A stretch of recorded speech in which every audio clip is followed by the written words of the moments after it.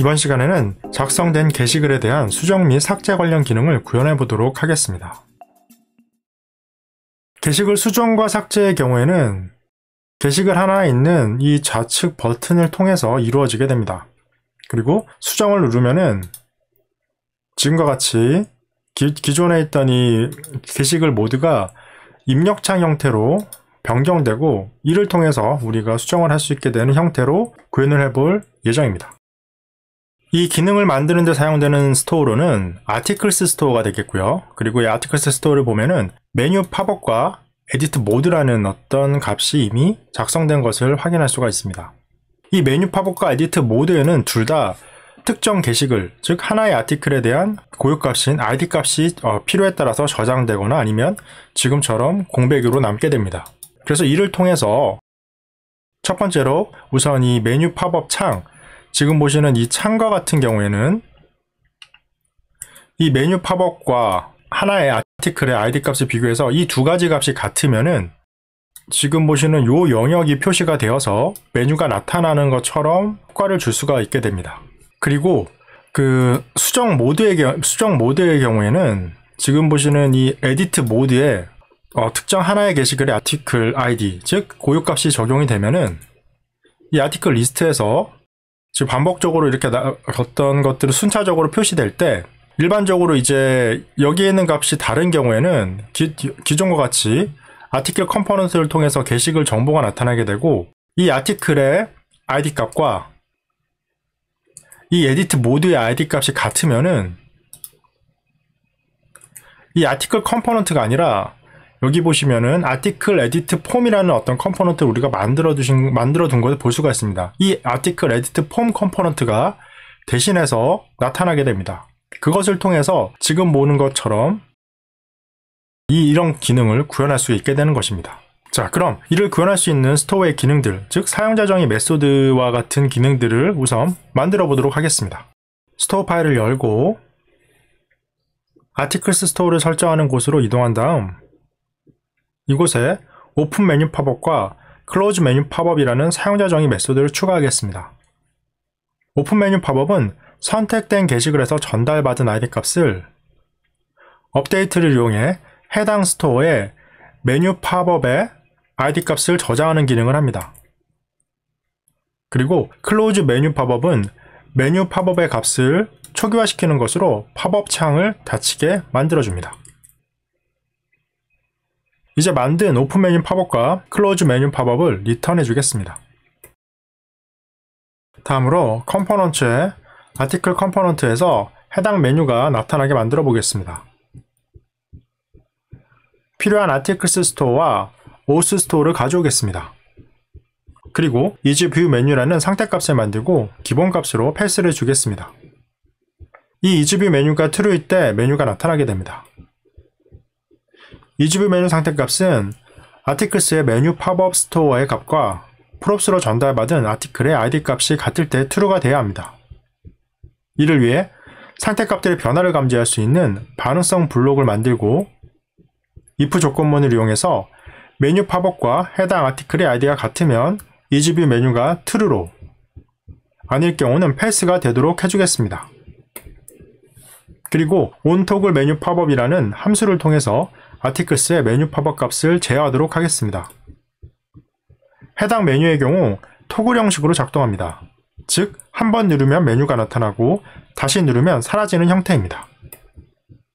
이를 위해서 onToggle 메뉴 팝업 메소드에 id를 매개 번수로 하고, 이즈뷰 메뉴가 true일 때에는 아티클스의 클로즈 메뉴 팝업을 실행시키고, 이즈뷰 메뉴가 false일 때는 오픈 메뉴 팝업의 전달 인자를 해당 아티클의 id로 해서 호출하도록 하겠습니다.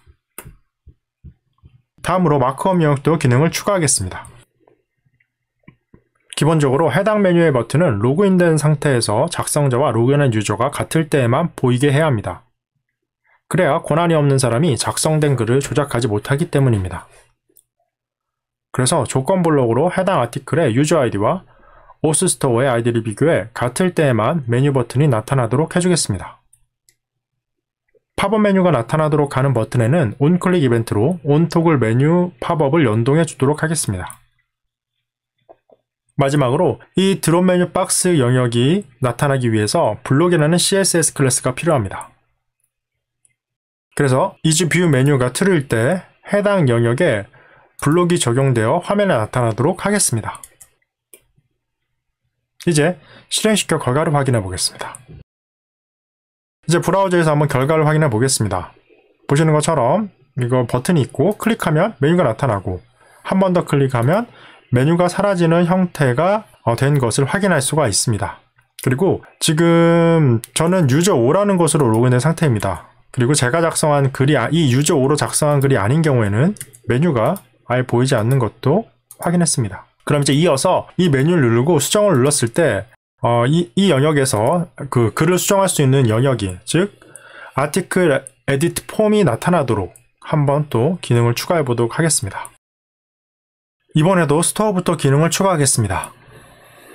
마찬가지로 아티클스 스토어에서 사용자 정의 메소드인 오픈 에딧 모드 아티클과 클로즈 에딧 모드 아티클을 추가하도록 하겠습니다. 오픈 에딧 모드 아티클은 오픈 메뉴 팝업과 기능이 거의 같습니다. 아이디를 매개 변수로 해서 업데이트를 이용해 아티클스의 에딧 모드에 아이디를 할당하고 수정된 데이터스를 리턴해 주겠습니다.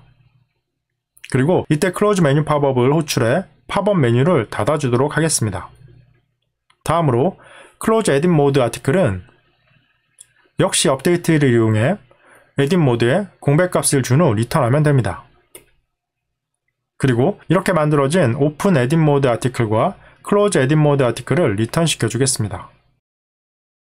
이제 컴포넌트 폴더에 아티클 컴포넌트에 기능을 추가하겠습니다. 수정 모드에서 사용할 아티클 에딧 폼 컴포넌트를 불러오고 on edit mode article이라는 함수를 만들겠습니다. 해당 함수는 아티클스에 오픈 에딧 모드 아티클에 인자로 아이디를 넣어 호출하는 역할을 합니다. 이제 마크업 영역을 작성하겠습니다.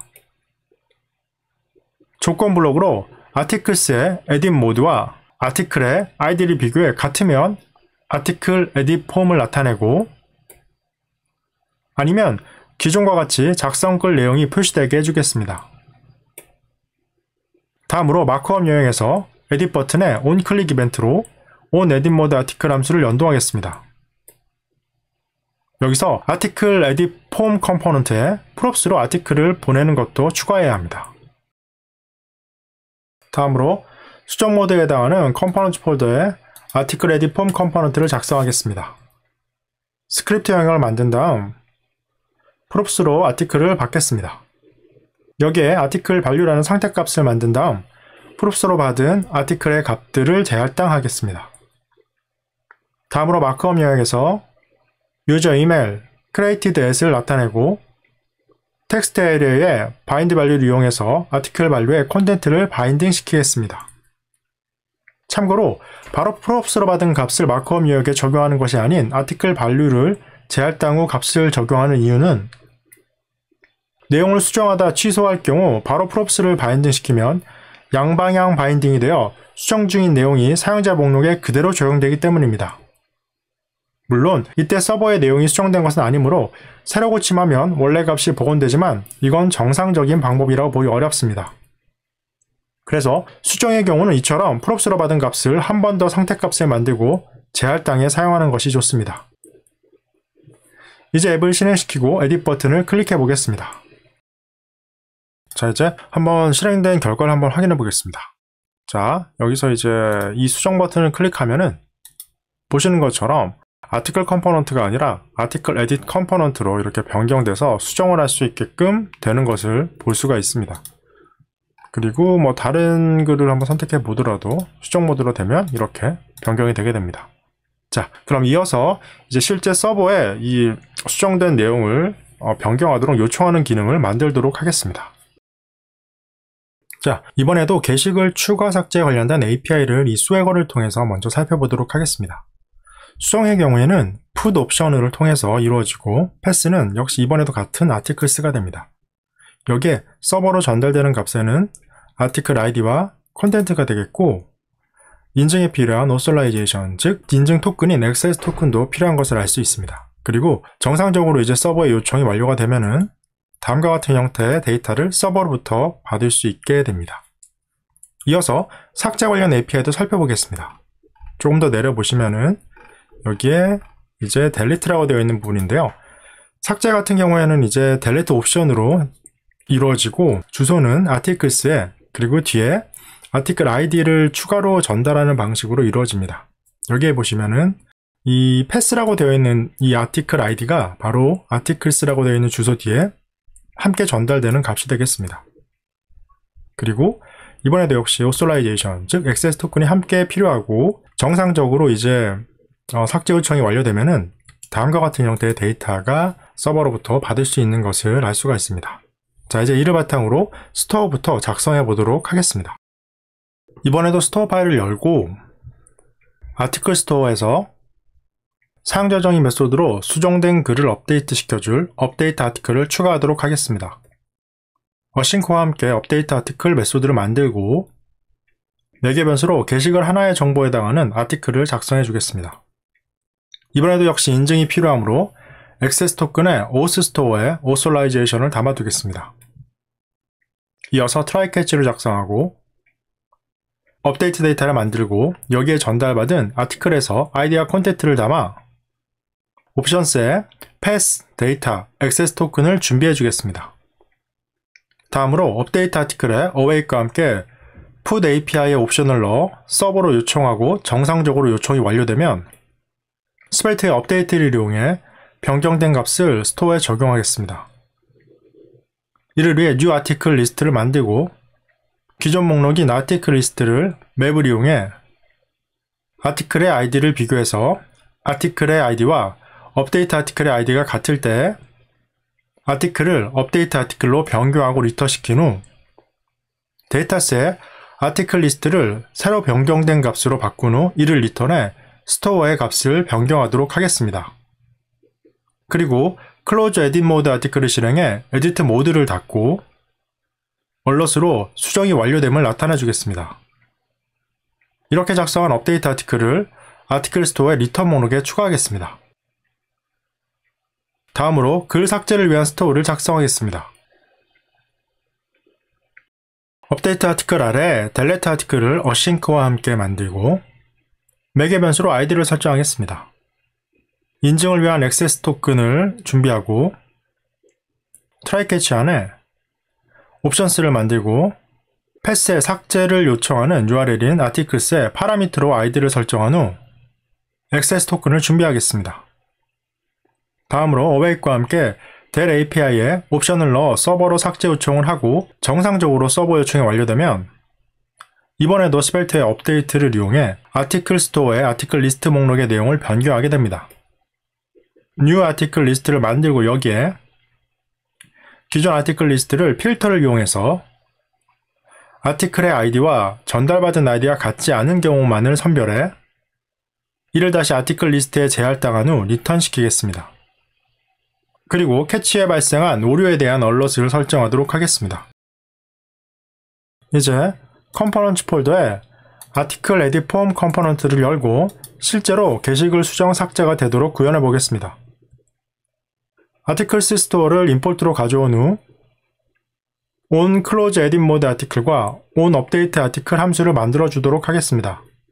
수정 모드를 닫는 on close edit mode 아티클에는 아티클스 스토어에서 close edit mode 아티클을 배치하고 서버로 수정을 요청하는 on update 아티클에는 아티클스에 업데이트 아티클을 배치한 다음 전달인자로 게시글 하나의 정보에 해당하는 아티클 밸류를 넣어주겠습니다.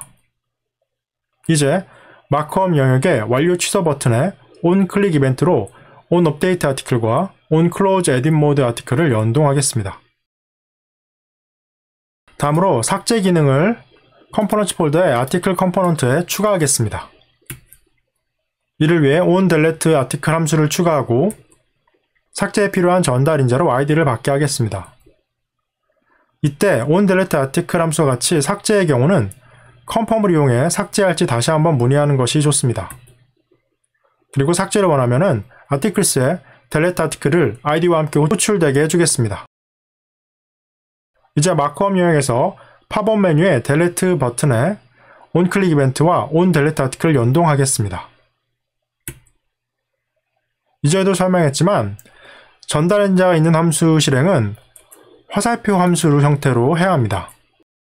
그렇지 않으면 컴포넌트가 나타날 때 함수가 호출되기 때문입니다. 이제 앱을 구동해서 수정과 삭제를 테스트해 보도록 하겠습니다. 자, 이제 앱이 실행된 상태에서 한번 만들어진 기능들을 테스트해 보겠습니다.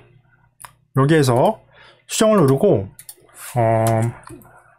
수정이라고 한번 하고 완료를 눌러보면은 보시는 것처럼 완료되었다고 뜨고 내용이 수정된 것을 확인할 수가 있습니다.